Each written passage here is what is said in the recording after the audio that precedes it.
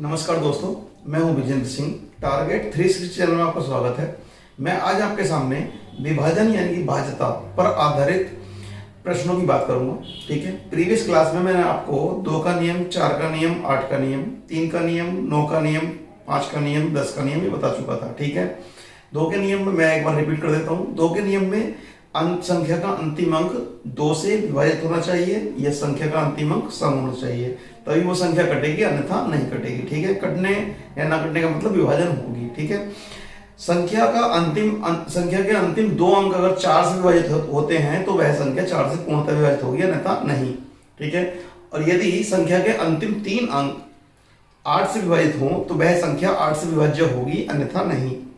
ठीक है, 3 और 9 के नियम के लिए संख्या के अंकों का जोड़ 3 या 9 से विभाजित होना चाहिए, तभी वह संख्या 3 या 9 से विभाजित होगी, अन्यथा नहीं। 5 के नियम के लिए संख्या का अंतिम अंक 0 या 5 होना आवश्यक है। ठीक है, और 10 के नियम के लिए संख्या का अंतिम अंक 0 होना आवश्यक है, तभी वह 10 से विभाजित होगी पूर्णतः, अन्यथा नहीं। पूर्णतः विभाजन का मतलब क्या होता है? पूर्णतः विभाजन का मतलब होता है शेषफल 0 आना। ठीक है, रिमाइंडर शुड बी 0। ठीक है, आज मैं बात कर रहा हूं 11 का नियम। तो आइए देखते हैं। 11 के नियम में संख्या के सम स्थानों पर लिखे अंकों का योग और विषम स्थानों पर लिखे अंकों का जोड़ का अंतर 11 से विभाज्य होना चाहिए। ठीक है, उदाहरण ले लेते हैं। जैसे मान लीजिए 3, 5, 8, 9, 7, 2, ये संख्या 11 से कटेगी, यानी 11 से विभाज्य होगी या नहीं होगी, ये हम चेक कर लेते हैं। ठीक है, अगर हम इसको देखें, इस संख्या को, तो सम स्थानों पर लिखे अंकों का योग और विषम स्थानों पर लिखे अंकों का योग का अंतर 11 से कटना चाहिए। अब देखिए, सम स्थानों पर और विषम स्थानों पर लिखे अंकों का योग। ठीक है, इसका मतलब क्या है? सम स्थान, चाहे तो आप इधर से काउंट कर लें, इधर से सम स्थान कौन से होंगे? ये स्थान है सम। ठीक है, अंक सम की बात नहीं कर रहे, स्थान सम होना चाहिए। यानी कि पहली पोजीशन ये है, दूसरी पोजीशन ये है, तीसरी पोजीशन ये है, चौथी पोजीशन ये है, पांचवी ये है, छठी ये है। तो ये सम स्थान होंगे, ये 2, 4, 6, ये सम स्थान होंगे आपके। ठीक है, यानी कि सम स्थानों पर लिखे अंकों का जोड़, इनका जोड़। ठीक है, ये कितना आया? 5 + 9 + 2। ठीक है, माइनस ये विषम स्थान है 3 + 8 और +7, ये 11 से विभाजित होना चाहिए, तभी ये संख्या 11 से विभाज्य होगी, अन्यथा नहीं। अब देखें, 5 और 9 14 और 2 16, माइनस 8 3 11 और 7 18 बटे 11। क्या ये पूर्णतः विभक्त होगी? नहीं होगी। यानी कि इसमें शेषफल क्या हुआ? शेषफल नॉन जीरो आया, शेषफल 0 नहीं आया। आप देख सकते हैं 2 बटे 11 आएगा, माइनस का अफेक्ट डिवीजन पे नहीं पड़ता है, इसलिए शेषफल 0 नहीं आया। इसका मतलब क्या है? ये संख्या 11 से विभाज्य नहीं। ठीक है, अब इनको नहीं है, अब इनको सवालों में कैसे यूज करना है, मतलब इनका एप्लीकेशन क्या है प्रश्नों में। ठीक है, वो देख लेते हैं, आइए। ठीक है, देखिए प्रश्न ये है कि यदि, प्रश्न ये है, पहला प्रश्न, यदि संख्या 3 स्टार 5 9 8 7 9 से पूर्णतः विभाजित हो तो स्टार का मान ज्ञात करो। ठीक है, इसी में न्यूनतम मान पूछ सकता है, अधिकतम भी पूछ सकता है, ये सारे मान पूछ सकता है। ठीक है, देखते हैं। तो 11 का नियम भी देखेंगे अभी थोड़ी देर में, उसका एग्जाम्पल भी। ये 9 से विभाजित है, ये कह रहा है कि ये 9 से विभाजित है। ठीक है, 9 से विभाजित के लिए क्या होता है कि संख्या के अंकों का जोड़ 9 से कटना चाहिए, 9 से विभाजित होना चाहिए। तो अंकों को जोड़ देते हैं, कितना हुआ? 7 और 8 15 और 5 20 और 9 29, 29 और 3 32। ठीक है, 32 में क्या जोड़े? 32 में क्या जोड़े जो ये 9 से कट जाए? 32 में क्या जोड़े जो 9 से कट जाए? 4 जोड़े, यानी कि स्टार का मान कितना हो गया आपका? 4 हो गया। क्यों? क्योंकि 32 से अगला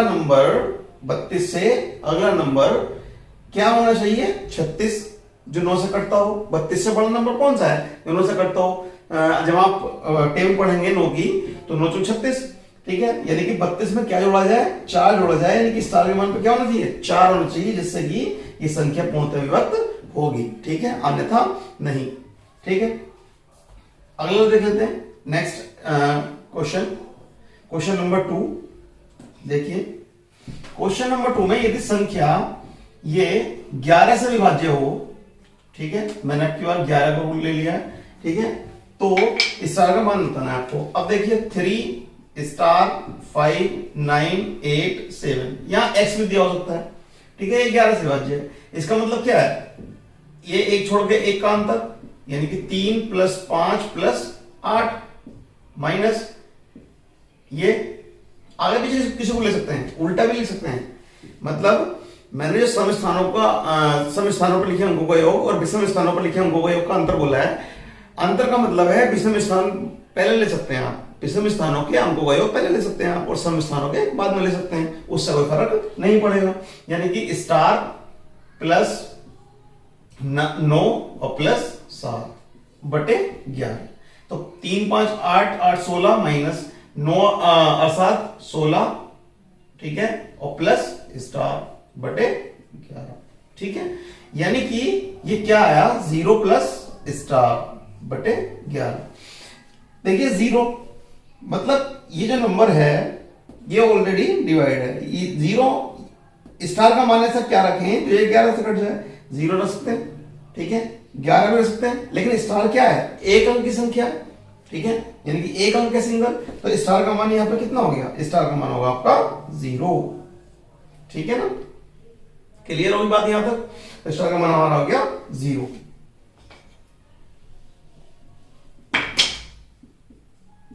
स्टार आ गया आपका 0, ये आंसर हो गया आपका, ठीक है।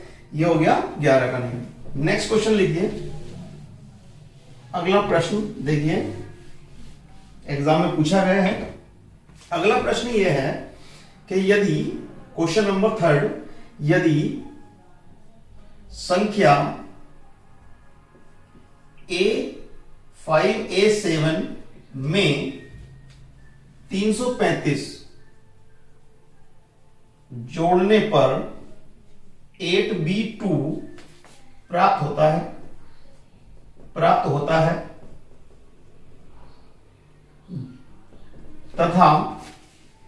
तथा 8B2 3 से पूर्णतः विभक्त है, तो A का A पार्ट अधिकतम मान,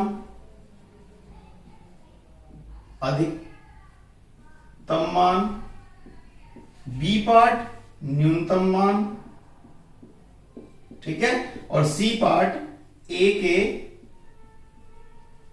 सभी मानों का योगफल, और D पार्ट A के सभी मानों का गुणनफल ज्ञात कीजिए, ठीक है। ये आपका प्रश्न है। इन 4 कैटेगरी में ये प्रश्न पूछ सकता है, ठीक है। देखते हैं कैसे सॉल्व करते हैं। देखिए इसको, देखिए 5A7 में अगर हम 335 जोड़ दें तो क्या रिजल्ट आता है? 7 5 12, ठीक है। ये आता है 8B2 आपका। तो 8B2 अगर आता है, आपको पता है कि 8B2 क्या है? 3 से विभाज्य है। 8B2 अगर 3 से विभाज्य है तो B का मान क्या क्या हो सकता है? मतलब B के संभावित मानों की संख्या कौन कौन सी होगी, ये आपको चेक करना है। तो B के संभावित मान क्या क्या हो सकते हैं, देखते हैं। देखिए 3 का नियम क्या है? अंकों का जोड़ 3 से कटना चाहिए, तो अंकों का जोड़ क्या होगा? 8 और 2 10, ठीक है, और B और है, यानी कि 10 में क्या जोड़ें जो 3 से कट जाए? तो 10 में क्या जोड़ें? 10 से अगला नंबर ऐसा कौन सा है जो 3 से कट जाए? 12, यानी कि 10 में 2 जोड़ दें जिससे कि 3 से कट जाएगा, ठीक है। अच्छा 12 से अगला नंबर कौन सा है जो 3 से कटता हो? 15। तो 10 में क्या, जो 10 में 15 बनाने के लिए क्या होना चाहिए? 5, या मैं ये कहूं 2 में ही अगला 3 और जोड़ दो, 5 हो गया, बी का अगला मान 5 होगा, और 5 में फिर 3 जोड़ दो तो इससे अगला मान 8 होगा। ये मान इस तरह से मूव करते रहेंगे और जब तक करेंगे जब तक कि 2 अंकों की संख्या ना आ जाए, क्योंकि बी का मान तो सिंगल डिजिट में होगा ना, अंक होगा ना कोई, तो अंक अगर होगा, अगर 8 में 3 और जोड़ो तो 11 हो जाएगा, यानी कि 2 अंकों की संख्या ये हो नहीं सकती। जो बी है, बी तो एक अंक है, ठीक है, तो अंक आपको पता है 0 से 9 होते हैं, यानी कि 10 अंक होते हैं। तो बी के पॉसिबल मान क्या क्या क्या क्या हो गए, ये आपके 3 हो गए, ठीक है। अब देखिए, अगर बी के मान ये हो गए तो ए के संभावित मान कौन कौन से होंगे। देखिए, पहले मान लीजिए मैंने रख दिया बी का मान 2, मतलब 8 2 2, ये मैंने मान लिया कि यहां पे बी का मान क्या रख दिया, मैंने 2 रख दिया, यूज कर लिया 2, ठीक है। अब बताइए 7 5 12, 2 आ गया, कैरी कितना हो गया 1। अब ये 1 अगर हो गया तो 1 ये और 3 ये 4 में ऐसा क्या जोड़े जो 12 हो जाए, ठीक है, 4 में ऐसा क्या जोड़े जो 12 हो जाए, मतलब 2 हो जाए। तो 4 में क्या जोड़े, 8 जोड़े, इससे 2 हो जाए, लेकिन उसमें कैरी बचेगा एक, तो कैरी अगर आगे फॉरवर्ड करें तो 5 और 3 8, 8 और एक कैरी, तो 9 होना चाहिए था यहाँ पे, यानी कि यहाँ पे ए का मान संभव नहीं है। ए का जो मान है हमारा, ए का मान 8, वो संभव नहीं है, क्योंकि आगे कैरी लेना पड़ रहा है हमें। इसका मतलब बी के 2 मान के लिए ये पॉसिबल नहीं है। अगली बार क्या करेंगे हम, बी का, ये जो बी का हमने मान लिया 2, ये पॉसिबल नहीं है। अगली बार हम क्या करेंगे, बी का मान 5 वाला यूज करेंगे, ठीक है। अब की बार हमने क्या किया, बी का मान जो 5 था वो यूज किया, तो देखिए इसमें ए का मान क्या होगा, बी का मान जब हम 5 यूज करेंगे तो क्या होगा, 3 और 1 4, ठीक है। 4 में क्या जोड़े जिससे 5 हो जाए, तो ए का मान क्या हो सकता है, 1 हो सकता है, सही है, ये तो पॉसिबल है, क्योंकि क्या इस तरह से आपको नंबर को ऐड करना है जिससे कैरी ना बचे, जोड़ने ऐड करने के बाद, तो कैरी इसमें नहीं बचा, यानी कि 8 हो गया, ठीक है। अब बी का मान अगर हम 8 ले ले इस बार, तो 8, बी का मान अगर यहाँ पे 8 रख दे इस बार, तो क्या होगा, 3 4, 4 में क्या जोड़े जो 8 हो जाए, 4 जोड़े विदाउट कैरी, यानी कि ए के कौन कौन से मान संभव है, 1 और 4। तो आपके सामने क्या हो गया, ए के संभावित मान आ गए 1 और 4, ठीक है। तो ए के संभावित मान आ गए आपके 1 और 4, तो ए का अधिकतम मान कितना हो गया 4, न्यूनतम मान कितना हो गया 1, योगफल कितना हो गया 5, और गुणनफल कितना हो गया 1 × 4 4। क्लियर, बहुत ही अच्छा प्रश्न है ये, तो आप थोड़ा सा ध्यान दें। क्लियर, मूव करते हैं नेक्स्ट।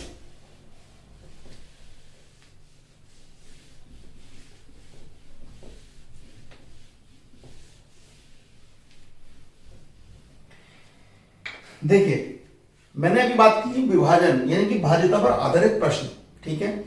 अब मैं कुछ नोट लिखवा रहा हूं आपको, तीन नोट जो कि मोस्ट इंपोर्टेंट है, और इसी में आपको एक आगे 3 नोट्स के बाद, ठीक है, तीनों नोटों पर आधारित पहले तो आपको एक एक प्रश्न करा दूंगा मैं साथ ही साथ, और उसके बाद में मैं आपको पढ़ाऊंगा successive division method. Successive division मतलब क्रमिक विभाजन, ठीक है, या उत्तरोत्तर विभाजन जिसको बोलते हैं, ठीक है।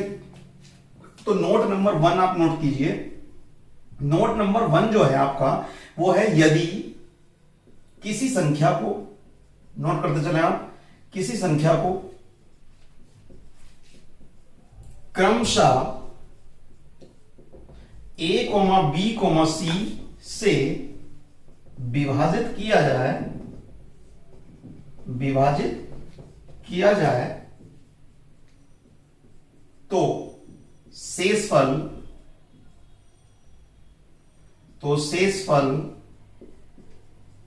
क्रमशः a - k, b - k, c - k प्राप्त होता है, तो संख्या क्या होगी, ठीक है। तो देखिए, संख्या जो होगी वो आपकी ये होगी। मैं अभी आपको प्रश्न हल करके दिखाऊंगा, इसके प्रश्न किस तरह के पूछे गए हैं एग्जाम में। तो जो संख्या होगी आपकी वो होगी n into LCM of A B C minus K, ठीक है, ए बी सी माइनस के। इसका मतलब ये है, जो k है, ये k क्या है, जैसे मैंने कहा ए बी और सी से भाग देने पर शेषफल a माइनस के, b माइनस के और c माइनस के प्राप्त होता है। इसका मतलब क्या हुआ, इसमें से k घटाया होगा, इसमें से भी k घटाया होगा और इसमें से भी k घटाया होगा, मतलब समान अंक घटाया होगा जो हमारे भाजक हैं, तभी तो शेषफल आया होगा। ठीक है, तो उस पर आधारित ये नोट है। ठीक है, तो जहां आप लिख सकते हैं, जहां जो n है, n एक पूर्णांक है। ठीक है, n पूर्णांक है मतलब n की वैल्यू 1 2 3 4 5 6 इस तरह से। पूर्णांक या कहो धन पूर्णांक, ठीक है, या फिर प्राकृतिक संख्या। प्राकृतिक संख्या है यानी कि इंटीजर, धन पूर्णांक है। ठीक है, ये क्लियर हो गया। अब मैं इसके इसी पर डिपेंडेंट एक प्रश्न ले रहा हूं, प्रश्न नंबर 1, इसी पर डिपेंडेंट एक प्रश्न ले रहा हूं। एग्जाम्पल है, यदि किसी संख्या को क्रमशः 3 4 5 से विभाजित किया जाए तो शेषफल क्रमशः 1 2 3 प्राप्त होते हैं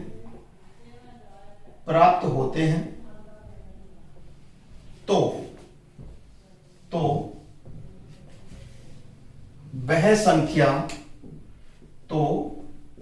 वह संख्या निम्न में से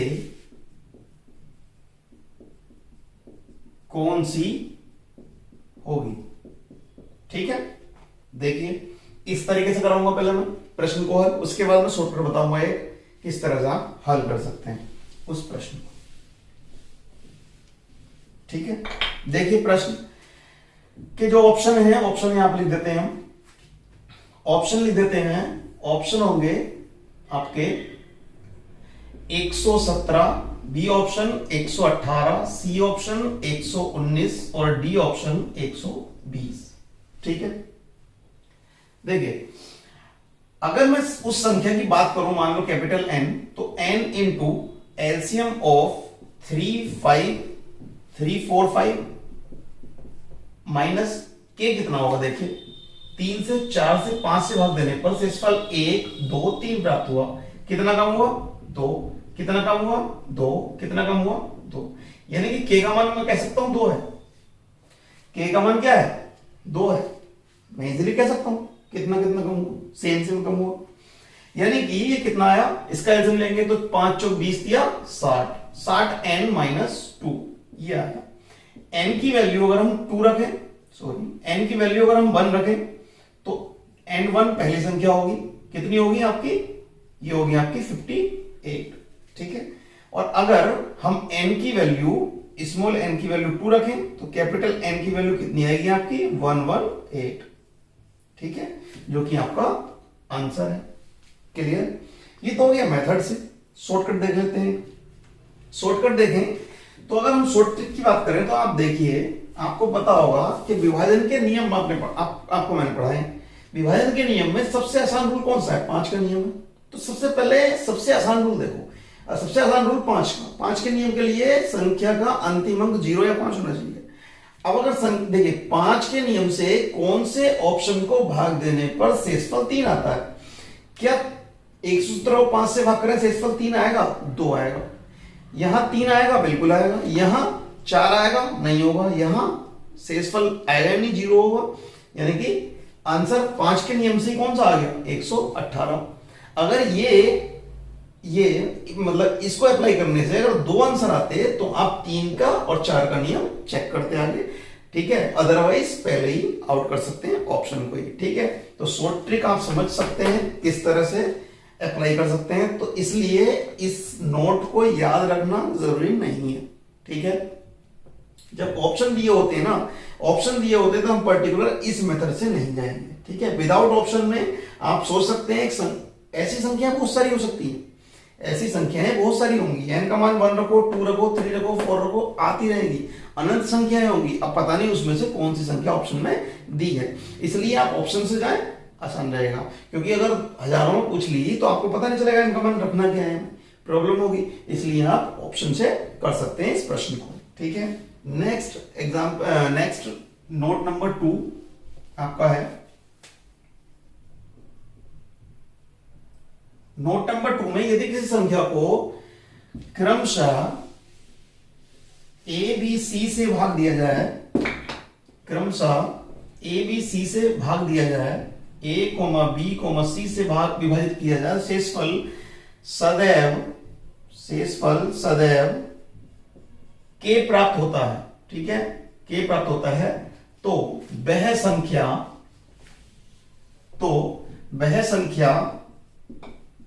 संख्या बराबर n into LCM of A B C plus K, ये होती है, ठीक है। अगेन यू कैन से कि n क्या है, प्राकृतिक संख्या है, पॉजिटिव इंटीजर, ठीक है, जो कि 1 2 3 इस तरह से है, ठीक है। तो यहां पे 0 भी ले सकते हैं, होल नंबर भी ले सकते हैं, यहां पे प्लस किया है इसलिए, ठीक है। अब देखिए नेक्स्ट एग्जाम्पल ले लेता हूं मैं इस पे। यदि किसी संख्या को क्रमशः 5 6 7 से विभाजित करने पर या विभाजित किया जाए तो शेषफल सदैव 3 प्राप्त होता है, तो वह संख्या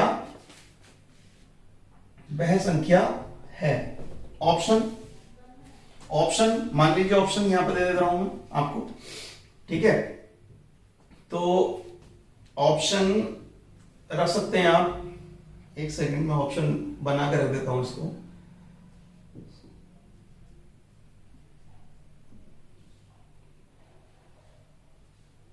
चलिए मैं इसको सोल्व भी कर देता हूं, फिर उसके अकॉर्डिंग मैं ऑप्शन रख दूंगा, ठीक है। ऑप्शन मुझे ऐसे याद नहीं है। देखिए इसको सोल्व कैसे करना है, इसको सोल्व करना है n जो संख्या है इस तरह से चेक करेंगे हम, n into LCM of 5 6 7 plus के की वैल्यू यहां पे क्या रखेंगे, 3 रखेंगे आप, तो कितना एलसीएम आएगा, 5 30 और 3 7 21 210 n प्लस 3, ठीक है। तो n की वैल्यू अगर 1 होगी तो पहला ऑप्शन 200 ऐसा लिख सकते हैं आप, 211 ऑप्शन में, बी ऑप्शन लिख सकते हैं आप 212, सी ऑप्शन 213 और डी ऑप्शन आप लिख सकते हैं 214, ठीक है। n का मान 2 रख के भी ऑप्शन लिख सकते हैं, ठीक है, इजीली। अब देखिए यहां पे n की वैल्यू 1 रख के आपका आंसर आ जाएगा, संख्या क्या होगी 213, ठीक है। अब शॉर्टकट सुने, शॉर्ट ट्रिक क्या है, शॉर्ट ट्रिक वही मैंने आपको बताया कि आप इजी वाला तरीका देखें। 5 से ऐसी कौन सी संख्या काटने पर शेषफल 3 प्राप्त होगा, सिंपल। अगर ये फ्लॉप होता तो अगला चेक कर लेते, ठीक है। तो आप ध्यान रखें डायरेक्ट ही कैसे करना है क्वेश्चन। नोट नंबर 3 पे मूव करते हैं,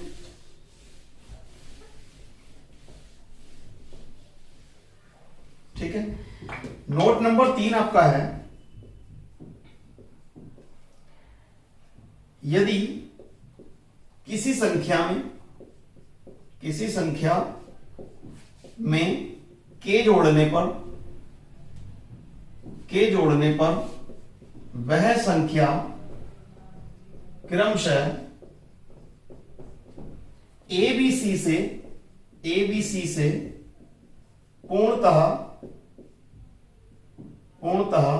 विभक्त होती है, तो संख्या, देखिए संख्या क्या होगी, ये संख्या होगी आपकी n into LCM of A B C minus K, again, ठीक है, अगेन यही होगी। अब इस पे एग्जाम्पल देख लेते हैं। यदि किसी संख्या में के जोड़ने पर, एग्जाम्पल लिखते हैं, नेक्स्ट एग्जाम्पल ले लेते हैं। निम्न में से किस संख्या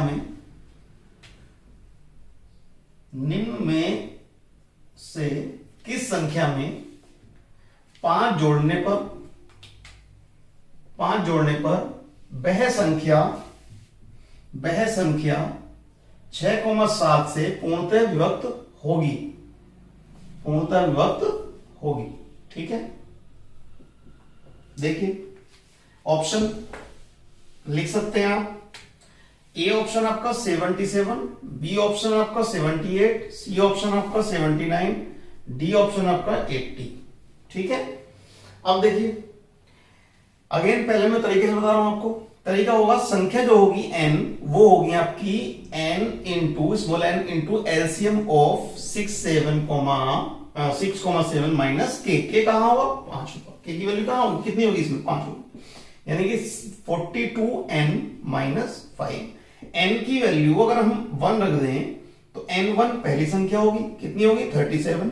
n की वैल्यू अगर हम 2 रख दें तो दूसरी संख्या होगी n2, कितनी होगी 42 दूनी 84 भाई 42 इंटू 2 माइनस 5 कितनी होगी 79। ठीक है, अब शॉर्टकट समझे। शॉर्टकट क्या है, शॉर्टकट है ऑप्शन का। भाई ऑप्शन का क्या है, 6 और 7 से कटनी चाहिए। ठीक है, तो 6 से डायरेक्ट भी आप देख सकते हैं, 6 से किससे विभाजित करें, कौन सी संख्या को विभाजित करें 6 से, जो 5 जोड़ने पर आंसर है। यानी कि मान लीजिए ऑप्शन ए लिया हमने, 77 में 5 जोड़ दें तो कितना हो गया 82। 82 को 6 से जब भाग करेंगे तो क्या पूर्णतः कटेगा ये। ठीक है, क्या पूर्णतः कटेगा ये, 6 कम 6। ठीक है, और कितना बचा 2, 22 हो के 6 18, कितना बचा 4। ठीक है, यानी कि 2 कम रहा, 2 कम रहा। इसका मतलब ये है कि 84 होना चाहिए यहाँ पे। 84 कब होगा, जब 77 की जगह संख्या कौन सी होगी 79 होगी। अब देखिए 79 रख कर देखें आप, इसमें 5 जोड़े 84 हो गया। 84 6 से कटेगी और ये 7 से भी कटेगी पूरी पूरी, यानी कि संख्या कौन सी होगी 79। ठीक है, इस तरह से आप सोल्व कर सकते हैं इस तरह के प्रश्नों को। अब मैं मूव कर रहा हूं सक्सेसिव डिवीजन पे। ठीक है, जहां से क्वेश्चन ज्यादातर पूछे गए हैं एग्जाम में। सक्सेसिव डिवीजन मतलब क्रमिक विभाजन या उत्तरोत्तर विभाजन पर। ठीक है,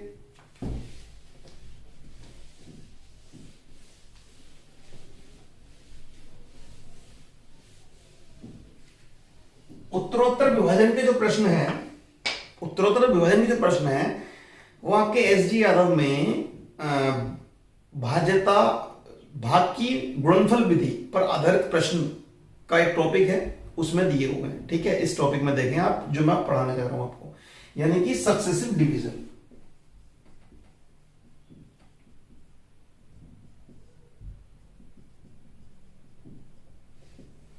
सक्सेसिव डिवीजन क्रमिक विभाजन बोलते हैं इसको, या उत्तरोत्तर विभाजन बोलते हैं। उत्तरोत्तर, ठीक है,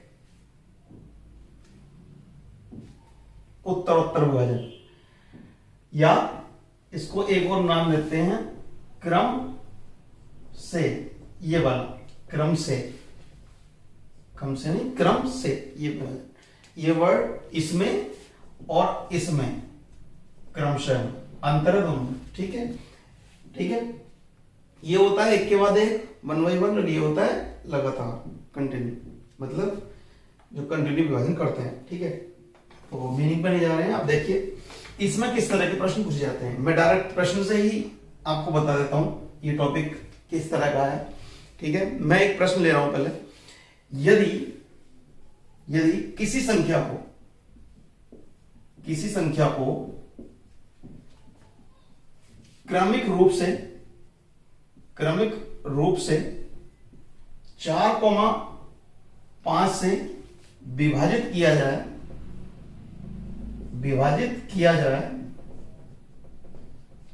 जाए तो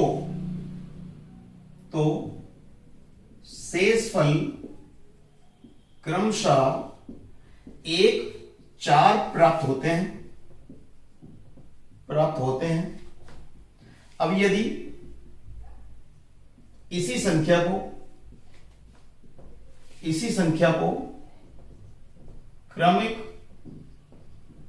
क्रमिक रूप से 5,4 से विभाजित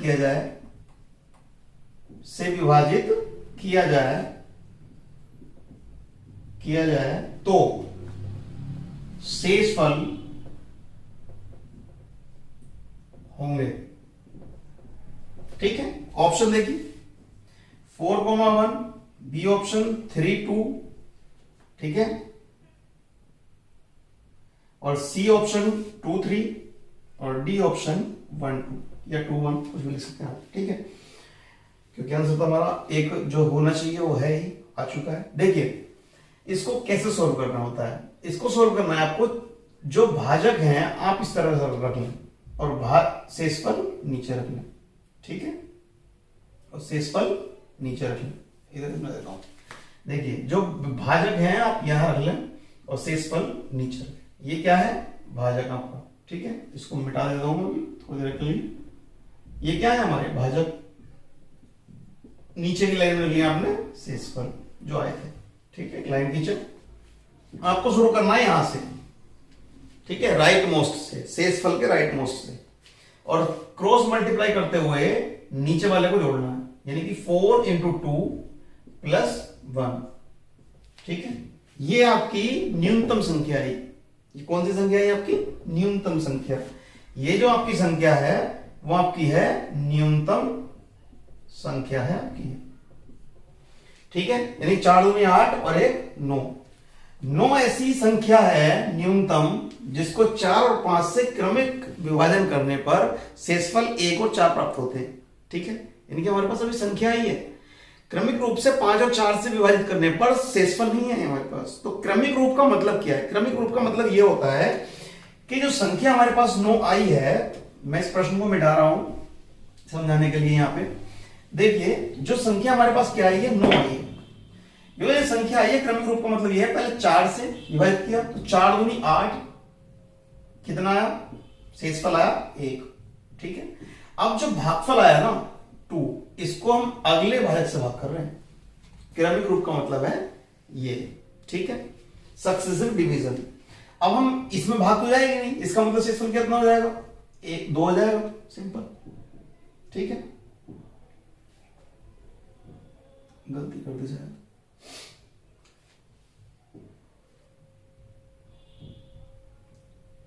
एक और 4 थे शेषफल, यहाँ मिस्टेक ये हुई, 4 थे यहाँ पे शेषफल, तो ये आएगा 4, ठीक है ना, प्रश्न में शेषफल 4 है, 1 और 4 दोनों ही है यहाँ पे, ये गलती ली है, ठीक है। 17 हो गए, 17 आया है, यानी कि 17 आया है, क्योंकि यहां पता लगा ना 1 और 2 शेषफल आ रहे हैं, जबकि प्रश्न में लिखा है मैंने 1 और 4 आते हैं, तो 17 आया। आप इसको डिवाइड करेंगे तो ये 4 चौक 16, 4 और ये 16, एक शेषफल आया, और इस 4 को भाग करेंगे आप तो शेषफल अगला आ जाएगा आपके सामने, ठीक है, ये भाग ही नहीं जाएगी, भाग नहीं जाती, शेषफल ही होता है वो, यानी कि 1 और 4 प्राप्त हुए। अब इसी संख्या को अगर क्रमिक रूप से उल्टा विभाजित कर दे 5 और 4 से, तो शेषफल क्या होंगे, देखिए 17 को पहले हम भाग करेंगे 5 से इस बार, तो 5 दिया 15, कितना आया शेषफल 2।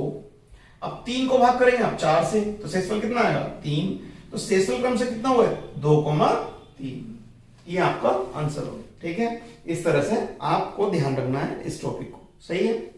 अब नेक्स्ट क्वेश्चन एक और ले लेते हैं इसी पर आधारित, ठीक है, देखिए क्वेश्चन नंबर 2, क्वेश्चन नंबर 2 है आपका, क्वेश्चन नंबर 2 में यदि किसी संख्या को क्रमिक रूप से 2,3 तथा 7 से भाग देने पर, 7 से भाग देने पर शेषफल क्रमशः 1, 1, 6 प्राप्त होते हैं यदि इस संख्या को 42 से भाग दें तो शेषफल क्या होगा, ठीक है। आपको ध्यान रखना है इस वर्ड का, क्रमिक रूप से, क्रमिक वर्ड्स, और इंग्लिश में सक्सेसिव डिवीजन, तब इस टॉपिक के बारे में सोचना, ठीक है, नहीं तो इससे पहले जो 3 नियम लिखाए हैं उस पर आधारित होगा प्रश्न आपका, ठीक है। देखिए ऑप्शन लिख सकते हैं आप 27, बी ऑप्शन 45, सी ऑप्शन 39 और डी ऑप्शन आपका 38,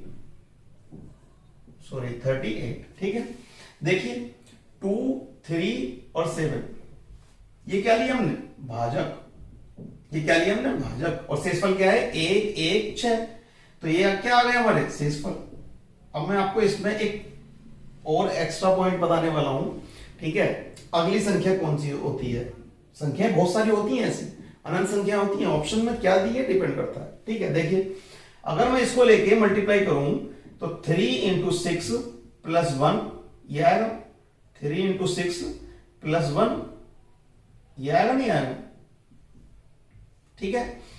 प्लस 1 इंटू 2 ठीक है, और प्लस 1 ये आई आपकी प्रॉपर संख्या।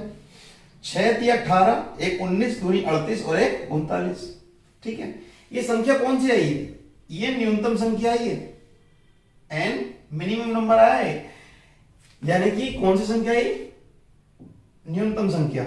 मैं इसको यहां पर लिख सकता हूं, चलिए यहां पर लिख देता हूं।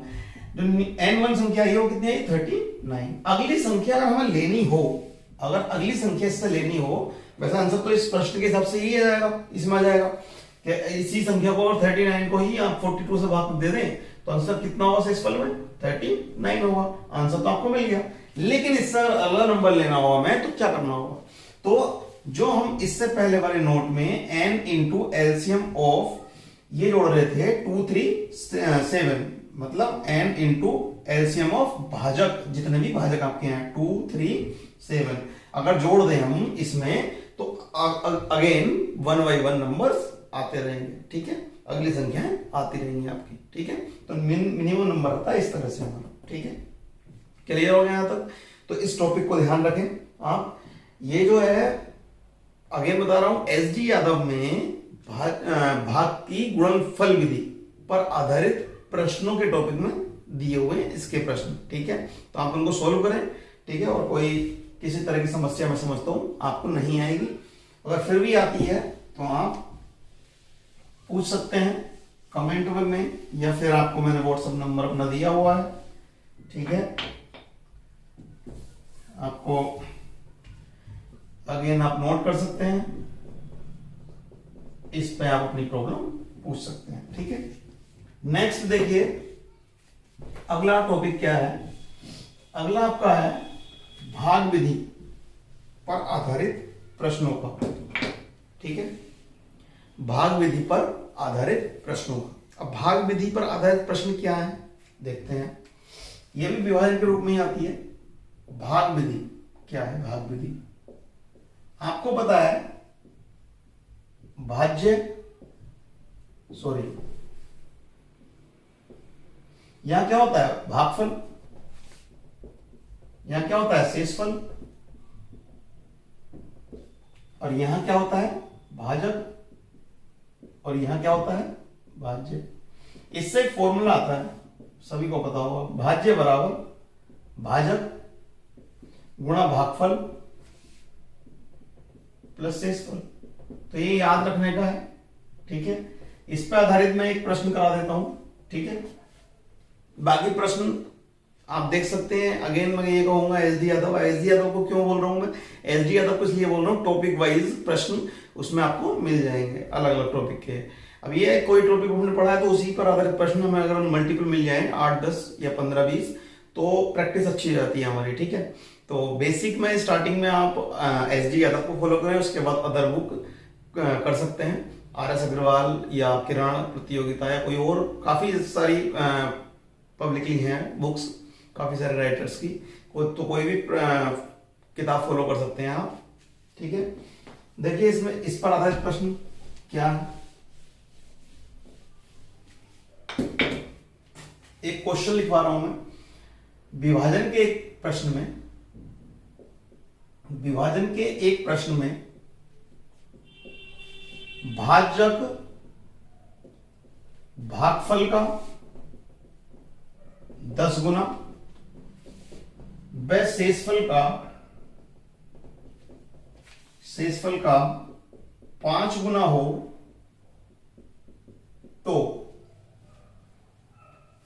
तथा शेषफल 40 हो, शेषफल 40 हो, तो भाज्य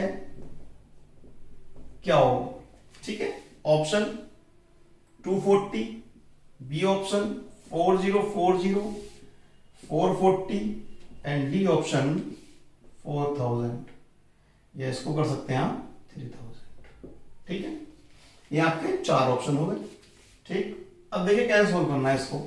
इसको आपको क्या करना है, भाज्य आप ये लिखें, ठीक है, भाजक लिखें, इसी क्रम में लिखना है, भाज्य, भाजक और भागफल और शेषफल, ऐसे जिस क्रम में फॉर्मूला है उस क्रम में लिख लें। ठीक है, अब देखें भाजक भागफल का कितना है 10 गुना और शेषफल का 5 गुना। शेषफल आपको दिया है 40, अगर इसका ये 5 गुना है तो क्या मैं कह सकता हूं ये 200 होगा? क्लियर, इसका 5 गुना है। और भागफल का ये 10 गुना है। भागफल का अगर 10 गुना है, ऐसी कौन सी संख्या है जिसका 10 गुना ये होता है? 20। सिंपल भाई, 20 का 10 गुना ही तो होता है 200। बस सिंपल सी बात है, फॉर्मूले के रूप में रख दो इसको, आंसर मिल गया होगा आपको। तो 4000 प्लस 40, आंसर आ गया आपका। क्लियर? ठीक है, इस पर आधारित प्रश्न और भी आप कर सकते हैं। ठीक है, नेक्स्ट टॉपिक इसी में मूव करने जा रहा हूं मैं, इसी में बताने जा रहा हूं आपको। वो प्रश्नों पर आधारित ही टॉपिक है, प्रश्न देखेंगे आप, सोल्व कर लेंगे आसानी से। ठीक है, काफी अच्छा टॉपिक है और उससे क्वेश्चंस पूछे भी जाते हैं अक्सर। ठीक है, देखिए नेक्स्ट क्वेश्चन है, और जो मैं अब ये क्वेश्चन लेने जा रहा हूं ये काफी एग्जाम में पूछा गया है। ठीक है, क्वेश्चन ये है, यदि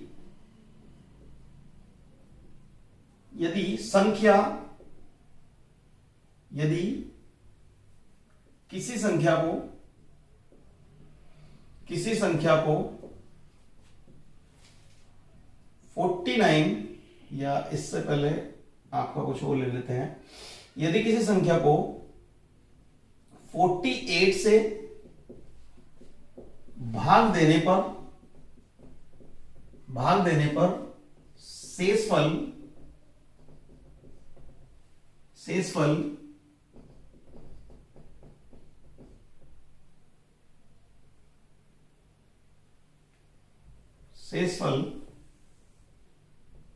25 प्राप्त होता है। अब यदि इसी संख्या को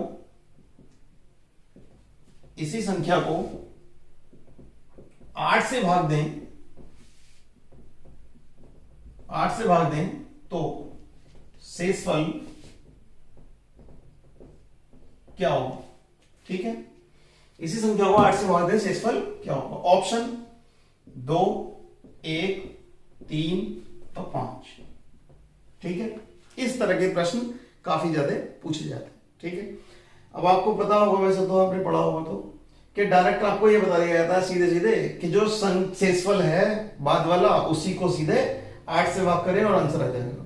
ठीक है, ये केवल और केवल एक ही केस में आता है, केवल तब जब जो पहला भाजक है उसी का कोई गुणनफल दूसरा भाजक के रूप में हो। ये जो पहला भाजक है, भाजक 1, इसी का गुणनफल हो दूसरा भाजक, यानी कि 48 का ही गुणनखंड 8 है। ठीक है, अगर इस 8 की जगह 5 या 10 या मैं 13 कर देता तो आपको आंसर डायरेक्ट नहीं मिलता, फिर उसमें प्रश्न ही चेंज हो जाएगा। ठीक है, और वैसे तो एग्जाम में आपको ज्यादातर मैक्सिमम इसी तरह का प्रश्न पूछा गया है कि दूसरा जो भाजक होगा वो पहले का गुणनखंड होगा ही होगा। और अगर नहीं है तो प्रश्न किस तरह का बनता है मैं आपको बताऊंगा अभी, किस तरह का प्रश्न संभव है। तो उस केस में इस तरह का प्रश्न संभव होगा, बता देता हूं कि शेषफल न्यूनतम पूछता है या अधिकतम पूछता है उसमें। ठीक है, शेषफल क्योंकि उसमें फिक्स नहीं होता। ठीक है, क्यों नहीं होता अभी बता देता हूं। ठीक है, अब देखिए, जो संख्या है, किसी संख्या को भाग देने पर, मान लीजिए कोई संख्या ऐसी है जो 48 से भाग देने पर शेषफल 25 होता है। मतलब अगर मैं 48 से किसी संख्या को भाग दूं तो शेषफल 25 आता है। क्या मैं किसी नंबर में अगर 25 जोड़ दूं तो शेषफल तभी तो आएगा जब ये संख्या, ये वाली संख्या, सॉरी, जो इससे पहले वाली संख्या ये 48 से कट जाए तो मैं इसको लिख सकता हूं 48n स्मॉल में। ठीक है, 48 का मल्टीपल ही तो होगी ये, जो पहली वाली की संख्या होगी ये 48 का मल्टीपल ही तो होगी। यानी कि मैं कह सकता हूं वो संख्या कौन सी होगी, ये होगी। कैपिटल एन में मैं कहूं जहां एन क्या है 1 2 3 या 0 1 2 3 ऐसा होंगे। 0 का वैल्यू रख दी एन की तो 25 शेषफल आ जाएगा, न्यूनतम संख्या हो जाएगी 25। ठीक है, और अगर एन की वैल्यू 1 रख दी तो अगली संख्या आ जाएगी, एन की वैल्यू 2 रख दी अगली संख्या आ जाएगी। 48 से भाग देने पर शेषफल 25 है। ठीक है, तो इस तरह से आप चेक कर सकते हैं। अब मैं ऐसा क्यों बोल रहा हूं कि दूसरा भाजक पहले भाजक गुणनखंड होता है। अगर इसको हटा के मैं 8 से भाग करता हूं, ठीक है, इसको हटा के मैं 8 से भाग करता हूं तो 8 से ये नंबर कटेगा, तभी तो डायरेक्ट आप काट देते हो इसको। ठीक है, तभी तो डायरेक्ट काट देते हो आप इसको डायरेक्ट, क्योंकि 8 से ये कट गया। अब अगर इसकी जगह में मान लो 5 दिया होता है यहाँ पे, तो 5 से डायरेक्ट यही भी कटेगा तो शेषफल चेंज होगा नहीं होगा बार बार। इसीलिए जो दूसरा गुणनखंड है, प्रश्न में देख लेना एक बार अच्छे से कि दूसरा गुणनखंड पहले का गुणनखंड है या नहीं है। दूसरा भाजक पहले का गुणनखंड, पहले भाजक गुणनखंड है या नहीं है, ये आपको विशेष तौर पर चेक करना होगा, नहीं तो गलती कर दोगे। और गलती अगर हुई और प्रश्न में मतलब ऑप्शन में वो आंसर होगा जो आपको इस तरह से लगाना है। ठीक है, तो इसमें सीधे सीधे आंसर कौन सा हो गया, आप भाग करेंगे। देखिए आपको 25 ले लेना है, 25 को 8 से भाग कर देनी है इस रूप में। ठीक है, तो आंसर शेषफल कितना हो जाएगा 1, तो आपका आंसर आ जाएगा 1। ठीक है, क्लियर, ये तो सिंपल वाला क्वेश्चन हो गया। ठीक, मैं एक थोड़ा सा कठिन क्वेश्चन ले रहा हूं एक अलग से। मैंने यहां कर दिया आपकी बार 13। ठीक है, अब अगर मैं 13 यहां पे कर दूं तो ऑप्शन अगर मैं लिखूं चेंज कर दूं तो ये 12। ठीक है, और क्वेश्चन में यहां पे कर देता हूं कि न्यूनतम तो चेंज करता हूं मैं कुछ, तो ए पार्ट न्यूनतम शेषफल और बी पार्ट अधिकतम शेषफल, अधिकतम शेषफल ज्ञात कीजिए। ठीक है, अब देखिए न्यूनतम शेषफल अधिकतम शेषफल क्यों ज्ञात करवा रहा है, इसलिए याद करवा रहा है क्योंकि अधिक अलग अलग शेषफल आएंगे। देखिए कैसे आएंगे, तो मैं ये कह सकता हूं कि 13 से अगर मैंने भाग किया तो 25 तो इधर एक्स्ट्रा होगा और स्मॉल एन एक नंबर और होगा, ये एक नंबर होगा। ठीक है, यानी कि 48 से पहले भाग किया था ना हमने, पहले हमने 48 से भाग किया था, तो 48n प्लस 25 ये नंबर होगा। यानी कि नंबर कौन सा होगा मेरे पास, ये वाला नंबर आया, ये नंबर होगा प्रॉपर मेरे पास। ठीक है, अब देखिए n का मान अगर मैं 1 रखूं, ठीक है, n का मान अगले केस में, अब मैं इसको हटा के 13 से भाग दे रहा हूं। ठीक है, इसको हटा के मैं 13 से भाग दे रहा हूं, तो मुझे क्या करना पड़ेगा भाई, 48n प्लस 25 आया अपॉन 13। n की वैल्यू अगर मैं 0 रख दूं तो आंसर क्या आएगा, n1 आपका आंसर आएगा 25 अपॉन 13, मतलब 12 शेषफल। शेषफल कितना आया 12, रिमाइंडर आया नहीं आया। ठीक है, यानी कि अगर मैं n की वैल्यू 1 रख दूं तो कितना आएगा n2, जो n2 संख्या होगी वो आएगी आपकी 48 प्लस 25 अपॉन 13, जोड़ो 5 और 8 13, 6 और 1 7, 73 अपॉन 3। डिवाइड अगर करें हम शेषफल, रिमाइंडर कितना आएगा 13 पंजे 65, 13 छह 78, 65 8 आएगा। देखिए यहां पे शेषफल 12 आ रहा था, यहां शेषफल 8 आ रहा है। इस तरह से अलग अलग वेरी करेगा, ये शेषफल वेरी करेगा। अब न्यूनतम शेषफल क्या होगा, अधिकतम शेषफल क्या होगा, देखिए न्यूनतम शेषफल जो होगा वो आपका हर केस में 0 होगा और अधिकतम शेषफल जो होगा आपका वेरी करते हुए वो होगा 12, मतलब दूसरा भाजक -12। तो शॉर्टकट में क्या हुआ, तो शॉर्टकट में मैं ये कह सकता हूं कि इस तरह के प्रश्न में न्यूनतम तो होगा सदैव 0 और अधिकतम क्या हुआ, अधिकतम हुआ आपका दूसरा भाजक -1, दूसरा भाजक -1 हुआ, नहीं हुआ, ये हुआ। ठीक है, तो इसका विशेष ध्यान रखना है आपको। ठीक है, थोड़ा सा कठिन हो सकता है ये टॉपिक, और आपको न्यूनतम अधिकतम अगर पूछ लिया है एडवांस करके कोई क्वेश्चन किसी एग्जाम में, तो आपके लिए मुश्किल हो जाएगा, क्योंकि आप डायरेक्ट ही आंसर लगाओगे, गलती हो जाएगी सीधे सीधे। ठीक है, तो आप डायरेक्ट तभी शेषफल को भाग दें दूसरे भाजक से जब पहले भाजक का ही गुणनखंड दूसरा भाजक हो।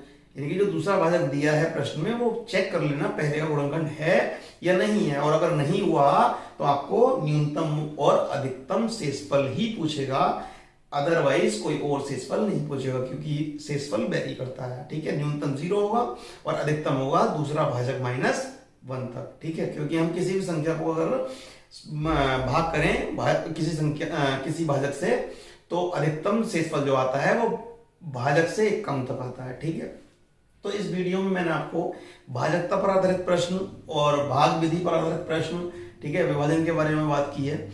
नेक्स्ट वीडियो कल मैं आपको अपलोड कर दूंगा फिर से, तो कल आपको नए टॉपिक के साथ आपको पढ़ाया जाएगा। ठीक है, तब तक के लिए नमस्कार, जय हिंद।